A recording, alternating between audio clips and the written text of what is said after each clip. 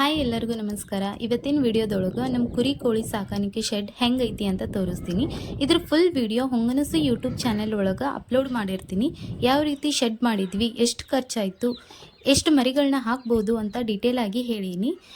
ನಮ್ಮ ಕುರಿ ಕೋಳಿ ಸಾಕಾಣಿಕೆ ಹೆಂಗೆ ನಡೀತೈತಿ ಅಂತ ಡೈಲಿ ಮಿನಿ ಬ್ಲಾಗ್ಸ್ ಮಾಡ್ತಿರ್ತೀನಿ. ಸೊ ನಮ್ಮ ಹೊಂಗನಸು ಯೂಟ್ಯೂಬ್ ಚಾನೆಲ್ನ ಸಬ್ಸ್ಕ್ರೈಬ್ ಮಾಡಿ ಫುಲ್ ವಿಡಿಯೋ ಅಲ್ಲಿ ನೋಡ್ರಿ. Thank you.